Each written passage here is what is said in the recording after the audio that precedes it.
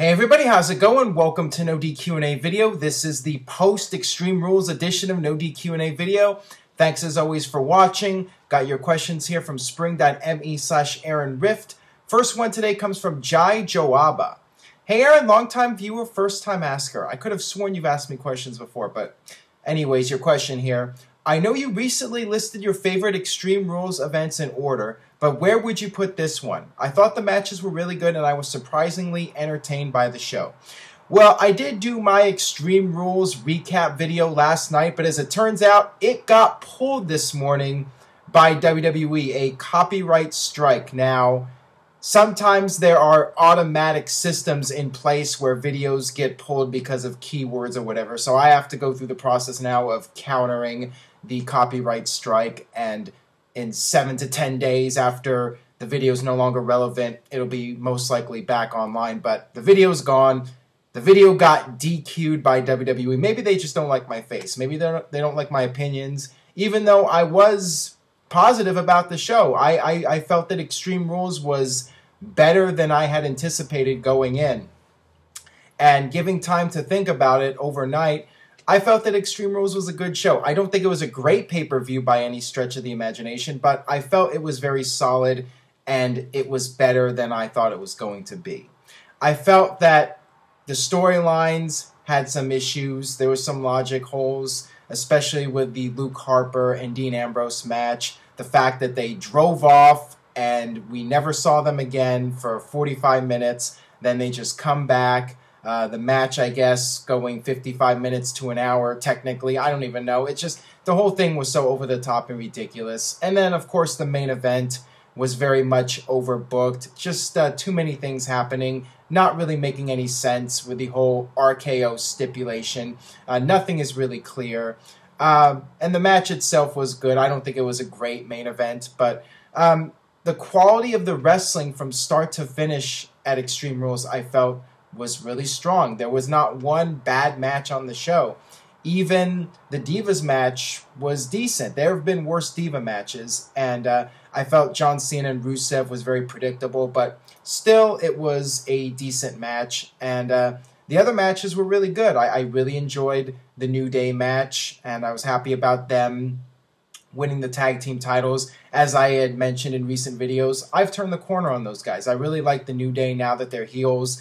I also felt that the Sheamus-Dolph Ziggler match was very entertaining with the whole kiss my arse stipulation, although Sheamus didn't go through with the stipulation and attacked Ziggler and forced Ziggler to kiss his ass. So I guess we'll have to see if Sheamus gets forced into kissing Ziggler's ass. The stipulations, I mean, WWE isn't really strict about the stipulations, and that definitely waters them down. If I had to say something about Extreme Rules, I would say good wrestling, storylines not so good, and the stipulations ranged from good to ridiculous. And it was a bit of a predictable show as well. I mean, I actually got all the matches correct for this one, and that almost never happens, but I did get every single match correct. Not that it's a bad thing. Sometimes it's good when it's predictable if the story is intriguing.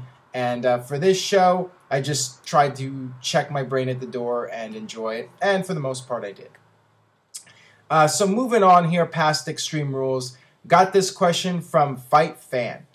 Hey Rift Aronson, what do you think about Rusev Cena 4 at Payback? Does a Rusev loss in an I Quit match seriously derail his momentum, even if he loses via shenanigans by Lana? Does this solidify the belief that Cena is a detriment to rising stars? Well, I could have told you this a year ago, that with the Rusev character, it's going to have a shelf life. You can only go so far with that anti-American character, and eventually it will run its course. So whether it was John Cena or Roman Reigns or Ryback as the guy to beat Rusev, somebody was eventually going to beat Rusev, and the character is going to fizzle out. I mean, it's inevitable it's going to happen. It doesn't necessarily mean that John Cena is the guy that's crushing all the young stars. It's just the way it is. Why they're doing a fourth match now when Cena won the rubber match, I don't know. But what it appears to be is Lana's going to turn babyface and split from Rusev, and where Rusev goes after that, I don't know. I believe he's probably going to end up being like Kozlov. He'll become a comedy babyface for a while, and then that'll be the end of him. I mean, maybe he'll break out with another character. Maybe he'll change up the character. Who knows? It's hard to say. But yeah, I would be shocked if John Cena lost that match. I guess they could do an angle where Lana is in distress and Rusev threatens to hurt her and John Cena has to say I quit. But you know that's been done before, and it's just a stupid finish for a match. My guess is Cena will win and Rusev will move down the card and do whatever he's going to do next and just be a guy in the roster. I don't know. All right, got this question here from Anti-PG Fan. Is Kane the new face of WWE? He's been getting more TV time and hot feuds than anybody. Well, this past week, it's definitely been about Kane. He's been the center of attention in WWE. He cut a really good promo on Raw. I was blown away by it. It came out of nowhere, much like the RKO. He came out and the crowd started wetting him, and I was dreading the segment as I was watching it. But then he got all this fire and just ripped into Seth Rollins, and it turned into a great segment. And then on SmackDown, I thought that was a good angle between Kane and Seth Rollins. And they didn't go with a complete swerve where Kane went back to being a heel. You know, at Extreme Rules, he still chokeslammed Rollins after chokeslamming Orton. So they're still teasing that dissension. And I guess eventually Kane will put the mask back on and go babyface for one more run. I could very well see that happening in the near future. And I also liked that they did the backstage interview segment where the question was asked, is Kane still relevant? So, you know, they're still building up towards that. And, the fans reacted positive to Kane teasing a babyface turn. And, I think that that's a good direction to go in. And hopefully this will be Kane's final run. They won't turn him back heel in 6 months and just keep going back and forth. If he's going to go back to being the monster again with a mask, this should be his last run. He should have one last strong run on top and then call it a career. That's just my personal opinion. But my fear is that he's just going to go back and forth between heel and the face over the next year or two, or even 5 years for all we know. All right, got this question here from Nick Lombardi 9. Hey, Aaron, did you find Chicago's crowd to be toned down from usual? Well, they weren't quite as smarky, I guess you could say, as usual. They did do the CM Punk chants, but they did that during the pre-show. They didn't do it during the main card. And I thought that the crowd was going to turn on Roman Reigns and Big Show, and they did not do that. They were actually into the match, and that's another thing. Big Show and Roman Reigns, they really surprised me. I was dreading that match. I thought it was going to be terrible. I thought the crowd was going to hate it, and not only did the crowd not hate it, but the match itself was way better than I had anticipated. I mean, beyond my wildest dreams, perhaps. They actually had a really good match. Big Show taking a lot of bumps, Roman Reigns taking a lot of bumps, and it was really good. I was very surprised, pleasantly surprised with that match. But they were hot. The Chicago crowd was hot for just about everything on the show. I mean, really, the Divas match was the only time that they were dead, but that's typically how it is for WWE pay-per-views. They were into everything on the show, including the Roman Reigns Big Show match.